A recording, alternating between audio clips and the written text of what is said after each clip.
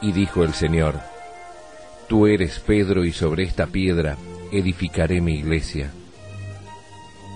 El Santo Padre, Benedicto XVI, en su aprobación y promulgación del compendio del Catecismo escribió: Agradezco infinitamente a Dios nuestro Señor el haber dado este catecismo por mi venerado y amado predecesor, el Papa Juan Pablo II. Estos, la Iglesia, el Papa y el Catecismo, son los fundamentos de esta catequesis de primera comunión. En nombre del Padre, del Hijo y del Espíritu Santo. Amén. Ave María Purísima, sin pecado concebido. Bienvenidos, queridos amigos, a este curso para padres y catequistas de primera comunión. Bienvenida, Mónica. Muchas gracias, Padre Juan María. ¿Cómo estás? Bueno, y hoy, como tenemos mucho que decir y no tenemos mucho tiempo, porque vamos a hablar del quinto mandamiento de la ley de Dios, vamos a hablar de historia sagrada y vamos a empezar así rápidamente. Hoy vamos a hablar un poquito de los profetas, que son como los lenguaraces de Dios. Y dice así la historia sagrada. Aquí en la Argentina, durante las largas luchas que españoles y criollos sostuvieron con los indios, había hombres que conocían el idioma de estos y también sabían hablar el castellano. Eran conocidos como lenguaraces y actuaban en las negociaciones entre caciques y cristianos. Hoy día existe un funcionario que tiene una misión parecida, es el vocero presidencial, que habla con los periodistas en nombre del presidente de la República. Los profetas eran algo así como lenguaraces o voceros de Dios, hombres santos que Dios elegía para enviar mensajes al pueblo de Israel y en ocasiones a otros pueblos. Moisés, el gran caudillo, fue un profeta, también lo fue Samuel. Algunos son denominados profetas mayores. Otros profetas menores. Hablaremos de algunos de ellos. Reinaba en Israel un mal rey que se llamaba Acab. Adoraba a un ídolo asqueroso que tenía por nombre Baal. Un día se le presenta en su palacio un personaje curioso, con ojos de mirada profunda, barba tupida y un manto bastante estropeado, ceñido por una correa de cuero. Era el profeta Elías. Y ahí nomás le anunció al rey Acab que por su mala conducta vendría una seca bravísima sobre Israel. Dicho esto, se retiró. Elías vivió en el desierto, tomaba agua de un arroyito que había y cada mañana Dios le mandaba un cuervo que traía un pan en el pico con el cual se alimentaba Elías. En Israel no llovía ni gotas. Llegado el tiempo oportuno, Elías se presentó de nuevo en el palacio de Acab y, para demostrar cuál es el verdadero Dios, le hizo un desafío a los sacerdotes de Baal. El desafío consistía en lo siguiente: ellos ofrecerían un sacrificio a Baal y él al Dios de Israel, pero nadie encendería la fogata destinada a consumirlos, sino que cada cual rezaría para que ardiera la leña. Los sacerdotes de Baal rogaron al ídolo que enviara fuego sobre el sacrificio que habían preparado, pero se cansaron de gritar y ni una chispa se vio. Después Elías rezó a Dios y enseguida una gran llamarada bajó de la nube y quemó el sacrificio ofrecido por el profeta hasta reducirlo a un montoncito de ceniza. Al ver qué había sucedido, los judíos adoraron nuevamente a Dios y volvió a llover en su tierra. Elías no murió, que se sepa. Subió al cielo en un carro de fuego y allí estará hasta que vuelva Jesucristo el día del juicio final. Elías tuvo un discípulo o alumno que también fue profeta, llamado Eliseo. Eliseo se hizo famoso por la curación del general Naamán, un militar extranjero que estaba leproso. La cosa fue así. Naamán era buena persona y tenía una mucamita judía que le estimaba mucho. Cuando aquel se contagió la lepra, una enfermedad incurable por entonces, peor que el SIDA, la mucamita se compadeció de él y le dijo que viajara a Israel para pedirle a Eliseo que lo curara.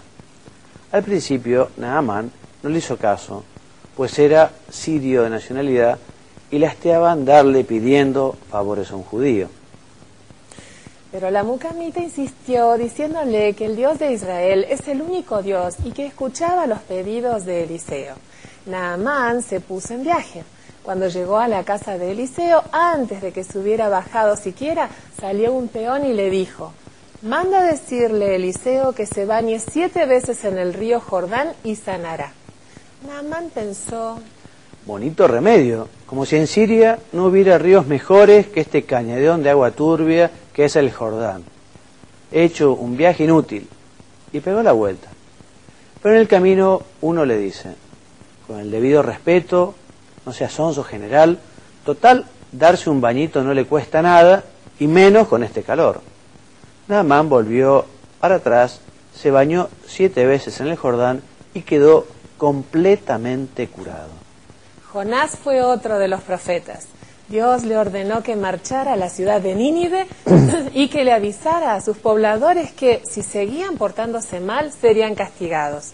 Jonás tuvo miedo y se dijo: si les doy ese aviso a los ninivitas, me van a matar. Además, no sé por qué tengo que hacerles una gauchada siendo extranjero. Mejor no voy nada. Dispararé y me esconderé de Dios hasta que se olvide de semejante encargo. Dispararé y me esconderé. Salió con lo puesto. Dios se sonreía al ver el julepe de Jonás. Jonás llegó a la orilla del mar y sacó pasaje en un barco que estaba levando anclas. No bien dejaron atrás la costa, vino una tormenta terrible y el barco se empezó a zarandear, amenazando con irse a pique. El capitán sospechó que la presencia de Jonás en su nave era la causa del temporal y mandó que lo tiraran al agua. Como Jonás era muy simpático, a los marineros les costaba cumplir la orden, pero notando que iban a hundirse, lo tiraron nomás por la borda. La tormenta se calmó enseguida. Jonás no sabía nadar y estaba por ahogarse. En eso apareció un pez enorme, pareció una ballena y se lo tragó. 3 días pasó Jonás en la panza del pez. Por último, este se arrimó a tierra vomitándolo en la playa. A la vista de esa playa estaba Nínive. Jonás comprendió que eso no era casualidad y que debía cumplir la tarea que Dios le había encomendado. Atravesó la ciudad de una punta a la otra, gritando a los ninivitas que se corrigieran, que hicieran penitencia, porque si no Dios los iba a castigar. Los ninivitas, con el rey a la cabeza, atendieron el aviso de Jonás, se arrepintieron de sus pecados y Dios los perdonó. Pese a haberse resistido al principio, Jonás cumplió así el mandato recibido. Jeremías e Isaías fueron 2 de los profetas mayores. Jeremías fue conocido por sus lamentaciones y se lamentaba por la mala conducta del pueblo de Israel. Isaías anunció muchas veces y con toda claridad la venida del Salvador, del Mesías, dando detalles sobre la época y circunstancias en que ello ocurriría. Y el objetivo de este encuentro es destacar que todos tenemos una vocación. Vocación es el llamado que nos hace Dios a cada uno para que realicemos lo que espera de nosotros. Las vocaciones son muchas y variadas. Hay una vocación de médico, una de militar, otra de chacarero. Los profetas tuvieron la vocación de profetizar. Ellos fueron fieles a ella, aunque alguno se haya resistido al principio, como Jonás. Para ser felices debemos ser fieles a nuestra vocación. Y puede ser oportuno también recordar que el último de los profetas y el más santo, el que recibió el mejor elogio de Jesús, fue su primo Juan el Bautista, ¿no? Y este tiempo de Adviento, y en todo tiempo, qué bueno que es hacer de Juan el Bautista, recordar a los conocidos, a los amigos, a los vecinos, a los parientes, que Jesús está por venir, que Jesús está por llegar, que lo mejor que podemos hacer para recibir a Jesús, para recibir también su enseñanza, es estar reconciliados con Él y hacer ese apostolado de la confesión, para que muchos vuelvan a pedir perdón a Dios y así abran las puertas de su corazón para que Jesús pueda nacer en Él. Les decía que hoy vamos a hablar entonces del 5.º mandamiento de la ley de Dios. Dice el libro del Éxodo, en su capítulo 3, no quites la vida del inocente y justo, porque la vida humana ha de ser respetada porque es sagrada, ha sido creada por Dios y a nadie le es lícito destruir directamente a un ser humano inocente. Cosa diferente es la legítima defensa, ¿no, Mónica?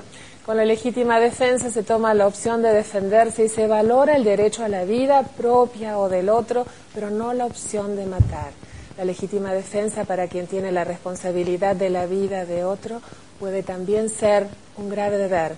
No debe suponer un uso de la violencia mayor que la necesaria. Pero puede ser, repetimos, un deber el defender a alguien que corre peligro. Las penas, que son para remedio justamente de quien delinque, de quien ha pecado, lógicamente tienen que ser impuestas por la autoridad pública, ¿no? ¿Y qué otros objetivos tienen entonces estas penas justas? Tiene el objetivo de reparar el desorden introducido por la culpa, de defender el orden público y la seguridad de las personas y contribuir a la corrección del culpable. La pena impuesta debe ser proporcionada a la gravedad del delito. Hoy, dice el Papa Juan Pablo II en el Evangelium Vitae, solo en casos muy, pero muy raros pueden llegar a darse para que sea moralmente buena la pena de muerte. No es que la Iglesia la prohíba terminantemente, pero sí nos dice que hoy por hoy, tal como está la realidad, es muy difícil que se den los casos, las circunstancias, porque en principio siempre hay que procurar encontrar medios incruentos, porque son más conformes a la dignidad de la persona y, evidentemente, no privan definitivamente al culpable de la posibilidad de rehabilitarse. Entonces, Mónica, vamos ahora a leer los pecados que son contra el quinto mandamiento, que evidentemente el quinto mandamiento lo que hace es proteger la vida humana, ¿no? Desde su concepción hasta su muerte natural. Entonces, ¿cuáles son los pecados o qué prohíbe como gravemente contrario a la ley moral el quinto mandamiento? Primero. El homicidio, directo y voluntario, y la cooperación al mismo. Segundo. El aborto directo, querido como fin o como medio, así como la cooperación al mismo bajo pena de excomunión. Muy bien. Tercero. La eutanasia directa de las personas discapacitadas, gravemente enfermas o próximas a la muerte. Cuarto. El suicidio y la cooperación voluntaria al mismo. La responsabilidad puede quedar agravada en razón del escándalo o atenuada por particulares trastornos psíquicos o graves temores. Porque efectivamente una cosa es que esto sea pecado, pero como para que haya pecado es necesario que haya conocimiento y también que haya voluntad. Anteriormente la Iglesia, por ejemplo, a los suicidas, por un lado, a veces enterraba en un campo santo o no se rezaba en exequias. Pero claro, después la comprensión de este misterio de la vida y la muerte de los hombres y también el conocimiento de la moral, se descubre que, bueno, no todo suicida tiene por qué cometer pecado. Porque una persona puede estar, por ejemplo, dañada psíquicamente, puede estar padeciendo un trastorno tal que no sea consciente de lo que hace. Entonces puede realmente hacer un acto, pero sin tener plena conciencia y por lo tanto no sería pecado. ¿Se entiende, no? Evidentemente una persona que sufre esas depresiones hay que acompañarla especialmente y hay que cuidarla muy especialmente para que efectivamente en ninguno de estos momentos tome la decisión de quitarse la vida. Ahora, si fuera perfectamente consciente de aquello que hace, el pecado es grave, el pecado es mortal. Muy bien, esto es muy interesante, porque al hablar de la eutanasia hablamos de que se está quitando la vida a un ser humano inocente que está padeciendo una enfermedad o por vejez. A veces se lo hace con buena voluntad porque no se quiere que esa persona sufra. Pero lo que está claro es que es diferente la eutanasia de lo que es el ensañamiento terapéutico. Y hablamos como ensañamiento terapéutico, digamos, esos cuidados que son extraordinarios y que ya no van a solucionar una muerte irreversible. Cuando efectivamente el diagnóstico de que aquella persona va a morir, lo que hay que hacer es continuar dándole los medios ordinarios, pero no ensañarse, porque a veces lo mejor es justamente que esa persona encuentre paz en su espíritu, que esté junto con su familia y que realmente se prepare para ese momento decisivo que es el paso de la vida con minúscula a la vida con mayúscula. Por eso, son legítimos el uso de analgésicos, no destinados a causar la muerte, pero justamente este encarnecimiento terapéutico que se trata justamente de la utilización de tratamientos médicos desproporcionados y sin esperanza razonable de un resultado positivo. La sociedad debe proteger a todo embrión. Ya es una persona, ya es vida, ya es un ser humano. Justamente el primero de los derechos, el derecho a vivir, el derecho más humano, podríamos decir, es justamente el de dejar nacer a una persona, dejar que una persona viva, porque el embrión es una persona. Mónica, cuando el Estado no pone su fuerza al servicio de los derechos de todos y en particular de los más débiles, entre los que se encuentran los concebidos y aún no nacidos, quedan amenazados los fundamentos mismos de un Estado de Derecho. Así es. Y si está mal matar a una persona, también está mal, y tiene que ver con este mandamiento, lo que se llama el escándalo. Que el escándalo consiste justamente en inducir a otro a obrar mal, inducir a otro a pecar. Si se induce deliberadamente a otros a pecar gravemente, se comete una culpa grave. Dentro de este mandamiento también están las obligaciones respecto del cuidado de la propia salud. Pero, Mónica, ha de evitarse el uso de estupefacientes que causan gravísimos daños a la salud y a la vida humana, y también el abuso de los alimentos, del alcohol, del tabaco y de los medicamentos. Muy bien. Si se experimentara con personas, habría que tener un cuidado especialmente particular para justamente que esa vida no corra riesgo y respetar justamente la dignidad de la persona. Por eso siempre se hará con el consentimiento de aquella persona, el que se le pide, ¿no?, que se quiere investigar o se quiere estudiar. Repetimos, siempre que esté al servicio del bien integral de la persona, de la sociedad, sin riesgos desproporcionados para la vida y la integridad física y psíquica de aquel sujeto. Bien, respecto del trasplante de órganos, Mónica, ¿qué dice el compendio? Es moralmente aceptable con el consentimiento del donante y sin riesgos excesivos para él. Para la donación de órganos después de la muerte hay que contar con la plena certeza de la muerte real. Exactamente. Y son prácticas contrarias a la integridad corporal de la persona, los secuestros de personas, la toma de rehenes, el terrorismo, la tortura, la violencia y la esterilización directa. También las amputaciones y mutilaciones de una persona, salvo que justamente sean indispensables para fines terapéuticos, ¿no? Si una persona está sufriendo una gangrena, evidentemente hay que cortar el miembro para que esa persona pueda vivir. Bueno, los moribundos tienen derecho a vivir con dignidad los últimos momentos de su vida, sobre todo con la ayuda de la oración y la compañía de sus familiares, que procurarán también que reciban los sacramentos. Y respecto de la cremación, decimos de los que han fallecido, de los cuerpos, está permitida si se hace sin poner en cuestión la fe en la resurrección de los cuerpos. Para alcanzar la paz, esto tiene tanto que ver con el quinto mandamiento, ¿no? ¿Qué es lo que se requiere? La justa distribución y la tutela de los bienes de las personas, la libre comunicación entre los seres humanos, el respeto de la dignidad de las personas humanas y de los pueblos y la constante práctica de la justicia y de la fraternidad. Como ven, cada tema da para decir muchas cosas, ¿no? El uso de la fuerza militar está moralmente justificado, pero con algunas condiciones.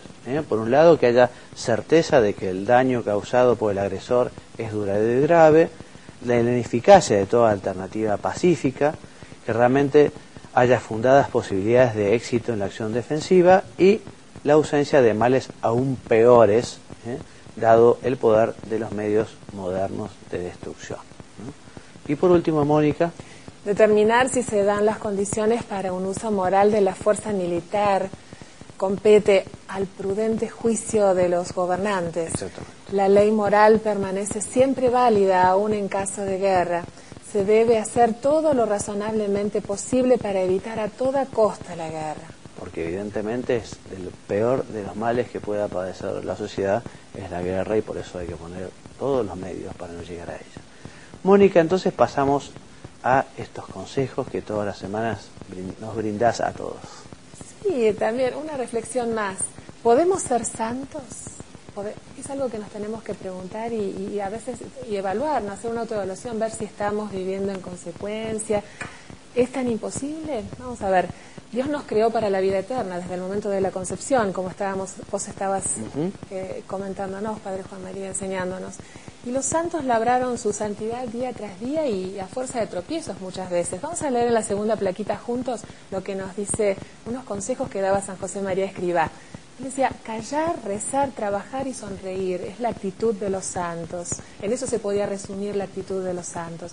No olvidéis que estar con Jesús es seguramente toparse con su cruz. Cuando nos abandonamos en las manos de Dios, es frecuente que Él permita que saboreemos el dolor, la soledad, las contradicciones, las calumnias, las difamaciones, las burlas, por dentro y por fuera, porque quiere conformarnos a su imagen y semejanza y tolera que nos llamen locos y que nos tomen por necios. Pero ¿qué pasó en la vida de los santos para que lleguen a estar en los altares y que los podamos venerar? Ellos supieron encontrar el amor de Dios en la cruz que les tocó. Y si pasamos a la última ya, vemos que además de haber encontrado el amor de Dios en su cruz, ellos supieron hacer extraordinariamente bien eso que les tocaba hacer, cumplir su misión. Es decir, hicieron su voluntad acorde, en consonancia con la voluntad de Dios. Entonces, si podemos ser santos o no en una vez así, podemos, ¿no es cierto? Pero la responsabilidad es toda nuestra. Solamente pensemos en eso. Muy bien, Mónica. Y terminamos hoy nuestro programa hablando de los ministerios peculiares en la participación de la misa, que ya se acuerdan que hablamos de algunos la semana pasada. El salmista. Como dice su nombre, al salmista le corresponde proferir el salmo u otro canto bíblico interleccional, o sea, que se reza entre lectura y lectura, ¿no? Para cumplir correctamente su función es necesario que el salmista posea el arte de salmodiar y tenga dotes para emitir bien y pronunciar su voz con claridad. Mónica, los cantores o el coro interpretarán los distintos géneros de canto, promoverán la participación activa de los fieles en el canto. Es conveniente que haya un cantor o un maestro de coro para que dirija y sostenga el canto del pueblo. Ejercen también una función litúrgica. Exactamente. También el sacristán y el guía. El sacristán es quien prepara los libros litúrgicos, los ornamentos y las demás cosas necesarias para la celebración de la misa. Y el guía, Mónica. El guía que propone a los fieles breves explicaciones y admoniciones para introducirlos en la celebración y disponerlos a entenderla mejor. Es necesario que las admoniciones estén preparadas mesuradamente y sean claras en su sobriedad. Permanecerá en un lugar adecuado, pero no en el ambón. Así es. También participan de alguna manera en la misa quienes hacen las colectas en la iglesia, que ayudan al párroco. Y conviene además que al menos en las iglesias catedrales y mayores haya un maestro de ceremonias que colabore justamente con el sacerdote para que pueda celebrarla dignamente, para que la pueda celebrar con... Yo he actuado algunas veces siendo presbítero de maestro de ceremonia y realmente le da a la celebración un especial toque. Bueno, con esto terminamos hoy nuestro programa. Continuamos y dando gracias a Dios por poder aprovechar este espacio que nos permite llegar a sus casas.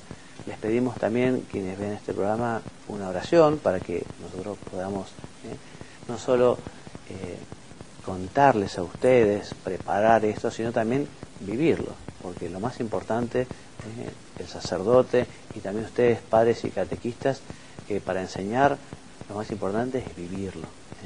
Y para eso hace falta, en fin, evidentemente, la lucha de cada uno, pero la gracia de Dios. Por eso, padres y catequistas, a vivir la vida cristiana con mucha alegría, a vivir su vida cristiana sabiendo que es un privilegio el hecho de poder justamente transmitir a los hijos estas nociones, estas enseñanzas tan importantes, que no solo serán una teoría, sino que serán vida. Los chicos deberán vivir esto que aprenden sus padres. Bueno, Dios mediante, entonces, la semana que viene nos encontraremos. Me despido enviándoles la bendición y diciéndoles que Dios los bendiga y los haga muy santos. Amén. Y dijo el Señor: Tú eres Pedro, y sobre esta piedra edificaré mi iglesia, El Santo Padre, Benedicto XVI, en su aprobación y promulgación del compendio del Catecismo escribió: agradezco infinitamente a Dios nuestro Señor el haber dado este catecismo por mi venerado y amado predecesor, el Papa Juan Pablo II. Estos, la Iglesia, el Papa y el Catecismo, son los fundamentos de esta catequesis de primera comunión.